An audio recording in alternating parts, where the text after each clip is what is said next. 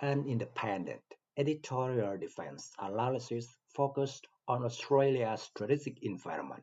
The strategic viability of middle power projection is often measured not by the sophistication of its frontline assets. Instead, it is measured by the elasticity of the logistics architecture that underpins them.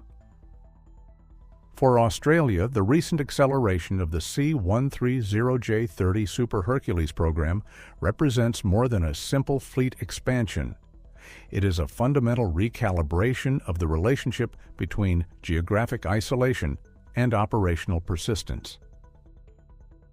The inherent tension in Australian defence planning lies in a direct contradiction. On one side is a modest force structure. On the other is the immense distance of the Indo-Pacific, specifically the maritime corridor stretching toward the South China Sea. While the acquisition of 20 additional airframes as part of a 13 billion Australian dollars investment suggests a robust commitment to regional engagement, a systems-level analysis reveals a complex set of trade-offs. These involve airframe fatigue, personnel readiness, and the inherent limitations of sovereign industrial support. Operational persistence in the northern maritime approaches is governed by the tyranny of distance.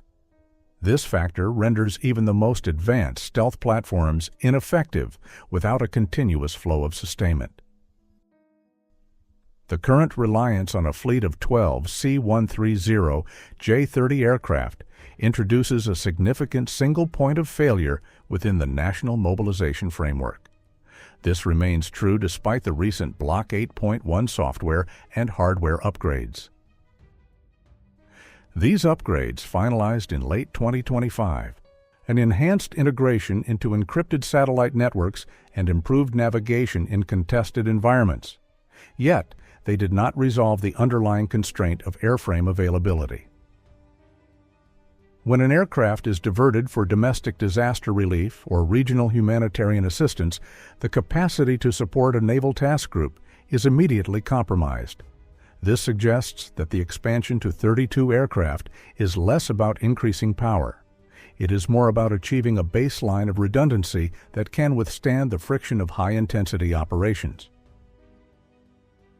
The transition to a larger fleet introduces a secondary set of systemic pressures. Specifically, these concern the human and industrial capital required to maintain such an asset base. But the formalization of new training and simulation contracts with Lockheed Martin Australia highlights a critical awareness. Hardware alone does not constitute a capability. In practice, the Royal Australian Air Force faces a steep climb. Generating the requisite number of qualified pilots, loadmasters, and technicians to man a fleet that will nearly triple in size is a generational task. There is an organizational bottleneck where the delivery of new aircraft, beginning in 2028, may outpace the rate at which the force can generate sustainable crews. From a policy perspective, this underscores a shift toward an industrialized model of force generation. Simulation and synthetic training environments must now carry a larger share of the burden to preserve the flight hours of the actual airframes. Beyond the immediate requirements of personnel, the strategic utility of the C-130J-30 is increasingly tied to the concept of logistics diplomacy. The Super Hercules lacks the unrefueled range to conduct round-trip heavy-lift missions from Darwin to the deep reaches of the South China Sea with a maximum payload. Therefore, the capability is inherently dependent on access to regional hubs. This introduces a geopolitical variable into the logistics equation. The effectiveness of the Super Hercules as a tool of statecraft is contingent upon the stability of reciprocal access agreements with Southeast Asian partners. Consequently, the aircraft functions as a bridge not just between bases, but between political alignments. This highlights a strategic trade-off. The tactical independence of the Australian Defence Force is constrained by its operational dependence on foreign infrastructure. It is a reality that complicates the narrative of sovereign capability. The integration of autonomous systems into this airlift ecosystem offers a potential pathway to alleviate the strain on manned platforms. Recent field tests of the BAE Systems Atlas 8x8 collaborative combat vehicle suggest a future where the C-130J-30 acts as a mothership for unmanned delivery systems. In this emerging doctrine, the manned aircraft remains outside the most high threat zones. It deploys autonomous pallets or smaller drones to ferry supplies to the tactical edge. This shift from a traditional hub and spoke model to a more distributed network would fundamentally alter the risk profile of airlift operations. However, the current technological maturity of these systems suggests a limitation. For the remainder of this decade, the burden of sustainment will likely remain firmly on the wings of the Super Hercules fleet. The financial dimension of this capability also warrants scrutiny.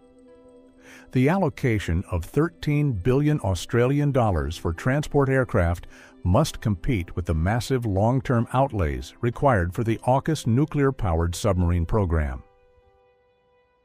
The defense budget is a closed system. The decision to prioritize heavy lift indicates an admission that a submarine fleet cannot operate in a vacuum. A maritime strategy that lacks a corresponding air bridge is essentially a static defense. Yet, the opportunity cost is significant.